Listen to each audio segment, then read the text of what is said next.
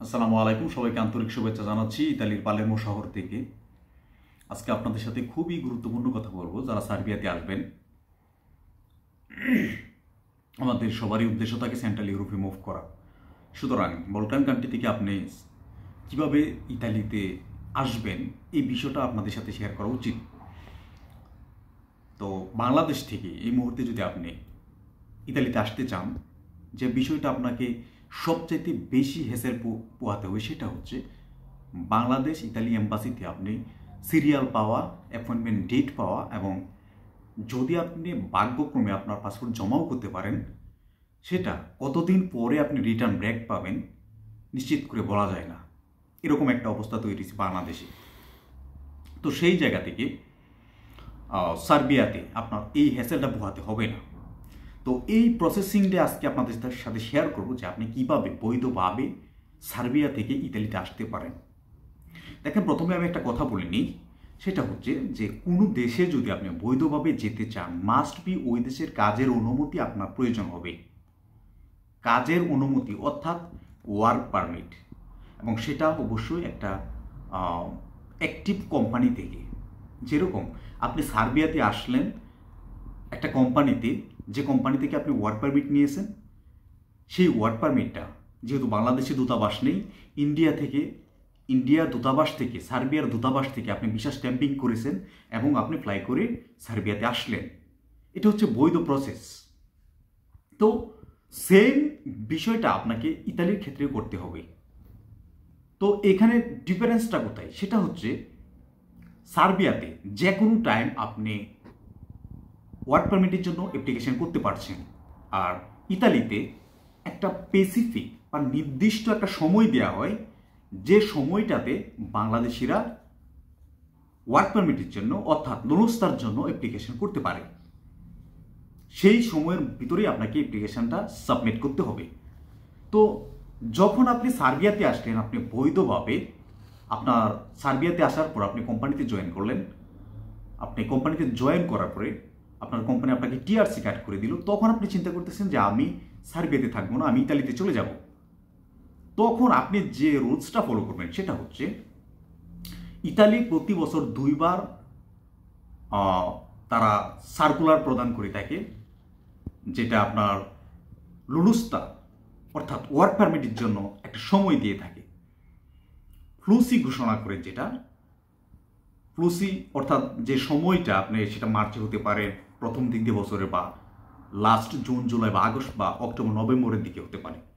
সেই ফ্লুসিতে আপনি যে কোনো একটা এজেন্টের মাধ্যমে, সেটা বাংলাদেশে হতে পারে বা সার্বিয়াতে যদি কোনো এজেন্ট থাকে সেখানে হতে পারে, সেই জায়গা থেকে আপনি নুরস্তা অর্থাৎ ওয়ার্ক পারমিটের জন্য অ্যাপ্লিকেশন করে ফেলবেন।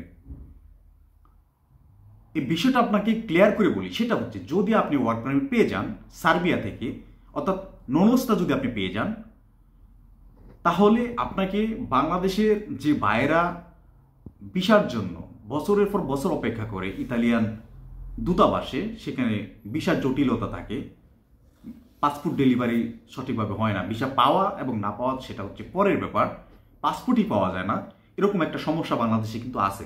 তো সেই জায়গাতে যেহেতু আপনি ইউরোপে ইতিমধ্যে চলে আসছেন, আপনি যদি কোনোভাবে কোনো ফ্লুসি থেকে একটা ওয়ার্ক পারমিট বের করতে পারেন যে কোনো এজেন্টের মাধ্যমে, তাহলে কিন্তু আপনি খুব সহজে সার্বিয়াতে যে ইতালির দূতাবাস আছে সেখান থেকে ভিসা স্ট্যাম্পিং করে খুব সহজে কিন্তু আপনি ইতালিতে প্রবেশ করতে পারবেন, সেটা হোক এগ্রিকালচার বা স্পন্সর। যদি আপনি এগ্রিকালচারে আসেন অবশ্যই আপনার টাকাটা একটু কম লাগবে, স্পন্সরে আসলে অবশ্যই টাকা একটু বেশি প্রদান করতে হবে, যেহেতু বাংলাদেশি দালালের মাধ্যমে আমাদের কাজটা করতে হবে, সুতরাং টাকাটা কিন্তু আপনাকে বেশি দিতে হবে। এ হচ্ছে আপনার টোটাল প্রসেসিং, কিভাবে আপনি সার্বিয়া থেকে ইতালিতে এসে বৈধভাবে কাজ করবেন। এটা হচ্ছে প্রসেসিং। এর বাইরে আপনি কখনোই বৈধভাবে আসার কোনো রাস্তা নেই। আপনি যদি টিআরসি কার্ড হোল্ডার হন, যে আমার সার্বিয়ার টিআরসি কার্ড আছে, আমি ইতালিতে চলে যাব, আপনি আসতে পারবেন না। কারণ সার্বিয়া ইউরোপীয় ইউনিয়ন এর বাইরের একটা কান্ট্রি এবং সেনজেন এরিয়ার বাইরের একটা কান্ট্রি। সুতরাং আপনি সেখান থেকে ট্যুরিস্ট হিসেবেও আসতে পারবেন না, কারণ সেই অনুমতিটা আপনার নেই। রোমানিয়া, বুলগেরিয়া থেকে খুব সহজেই চলে আসতে পারবেন ট্যুরিস্ট হিসেবে টিআরসি কার্ড হওয়ার পরে, কারণ ইতিমধ্যে আমরা জানি যে এই 2টা কান্ট্রি সেনজেনে প্রবেশ করেছে। কিন্তু সার্বিয়া এখনও সেনজেনে বা ইউরোপীয় ইউনিয়নের সদস্যপদ লাভ করেনি। সুতরাং সেখান থেকে আপনি ট্যুরিস্ট হিসাবেও সেনজেনে প্রবেশ করতে পারবেন না। যে আপনি চিন্তা করতেছেন সার্বিয়াতে ওয়ার্ক পারমিট নিয়ে আসার পরেই আমি ট্যুরিস্ট হিসাবে TRC card, Serbia TRC card হওয়ার পরে আমি ট্যুরিস্ট হিসাবে ইতালিতে চলে যাব এবং সেখানে গিয়ে আমি অ্যাসাইলাম পিটিশন করে দেব। তো ব্যাপারটা কিন্তু এরকম সহজ না।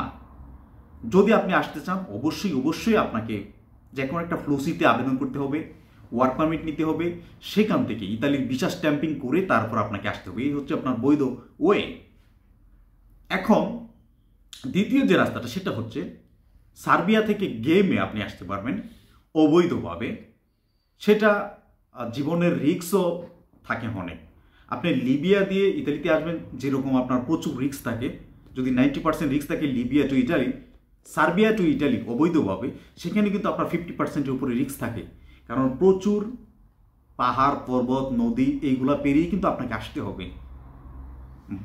অনেক মানুষের সাথে আমার এখানে পরিচয় হয়েছে যারা ইতালিতে ওই সার্বিয়া থেকে এখানে আসছে, কসোভো থেকে এখানে আসছে, আলবেনিয়া থেকে এখানে আসছে। তাদের অভিজ্ঞতা থেকে যেটা বুঝলাম খুবই ডেঞ্জারাস একটা রাস্তা ওইটা। অবশ্যই আপনাকে এখানে টাকা গুনতে হবে 3 থেকে 4 লক্ষ টাকা।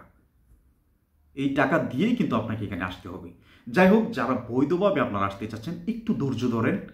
সার্বিয়াতে যদি আপনি ভালো থাকেন, কিছুটা ধৈর্য ধরে সার্বিয়ার টিআরসি কার্ডটা নিয়ে আপনি যে কোনো একটা ফ্লুসির অপেক্ষা করেন যে কোন সময় সার্কুলারটা হবে। সেই সার্কুলার অনুযায়ী আপনার যদি সার্বিয়াতে কোনো এজেন্ট না থাকে, বাংলাদেশে যে কোনো একটা এজেন্টের মাধ্যমে আপনার ফ্লুসির অ্যাপ্লিকেশনটা করে ফেলবেন। তবে হ্যাঁ, এই জায়গা থেকে কিছুটা সতর্কতা অবলম্বন করবেন। সেটা হচ্ছে একান্তই যদি আপনার ব্যক্তিগত বা কাছের লোক যদি না থাকে, অযথা কাউকে টাকা দিবেন না। কারণ একজনের কাছে টাকা চলে গেলে সেই টাকা উদ্ধার করা খুবই কঠিন কাজ। সুতরাং যদি আপনার একেবারে ক্লোজ লোক না হয় বা বিশ্বাসযোগ্য না হয়, তাহলে ফ্লুসির জন্য আপনার ডকুমেন্টস না দেওয়াটাই সবচেয়ে ভালো। যদি ফ্লুসির জন্য আবেদন করতে চান, অবশ্যই বিশ্বাসযোগ্য লোক হতে হবে এবং প্রিভিয়াস কাজের অভিজ্ঞতা আছে এরকম লোকের প্রয়োজন হবে। তাহলে কিন্তু আপনিও ওয়ার্ক পারমিট হয়তো বা পেতে পারেন। আর ওয়ার্ক পারমিট যদি আপনি পেয়ে যান, তাহলে আপনি ধরে নিতে পারেন যে আপনার 90% ভিসা কমপ্লিট। কারণ সার্বিয়া থেকে আপনি খুব সহজে ভিসা স্ট্যাম্পিং করে চলে আসতে পারবেন ইতালিতে। আর সার্বিয়াতে বাংলাদেশের মতো ওই হ্যাসেলটা আপনাকে পোহাতে হবে না, আশা করছি। আর যারা আপনারা রোমানিয়া থেকে আসতে চান বা বুলগেরিয়া থেকে আসতে চান, আপনারা চাইলে ট্যুরিস্ট হিসেবে কোনো ভিসা প্রয়োজন নেই, যে কোনোটা আপনারা ট্রাই করে চলে আসতে পারবেন। এবং যদি আপনি ইতালিতে থেকে যেতে চান, মাস্ট বি আপনাকে অ্যাসাইলাম পিটিশন করতে হবে, অর্থাৎ আজিলও আবেদন করতে হবে, অর্থাৎ আপনার আশ্রয় আবেদন যেটাকে আমরা বলি, আশ্রয় আবেদন এখানে করতে হবে। আশ্রয় আবেদন করেই আপনাকে কেস রানিং রাখতে হবে এবং সেটা যদি আপনার কোর্ট থেকে আপনাকে মনে করে, যে বিচারকরা যদি মনে করে যে হ্যাঁ আপনি এখানে থাকার যোগ্য বা আপনি প্রুফ করতে পারেন, তাহলে আপনার সেই আজিল আবেদন অর্থাৎ আপনার আশ্রয় আবেদনটা অ্যাকসেপ্ট করবে এবং আপনাকে কার্ড দিয়ে দিবে। অন্যথায় আপনি কিন্তু এখানে কাজের অনুমতি পাবেন না এবং টিআরসি কার্ডও এখানে চেঞ্জ করা খুবই একটা হ্যাসেলের বিষয়। যাই হোক, যারা আমাকে মেসেজ করছিলেন কীভাবে সার্বিয়া থেকে বৈধভাবে ইতালিতে আসা যায়, তাদের জন্য এই টিপসগুলো ছিল। এটা মোটামুটি সবাই জানে, তারপর আপনাদের সাথে শেয়ার করলাম যাতে আপনারা বুঝতে সহজ হয়। যাই হোক, নতুন যদি কোনো আপডেট আসে অবশ্যই আপনাদের সাথে শেয়ার করার চেষ্টা করব। ততক্ষণ পর্যন্ত ভালো থাকবেন সবাই। ধন্যবাদ সবাইকে।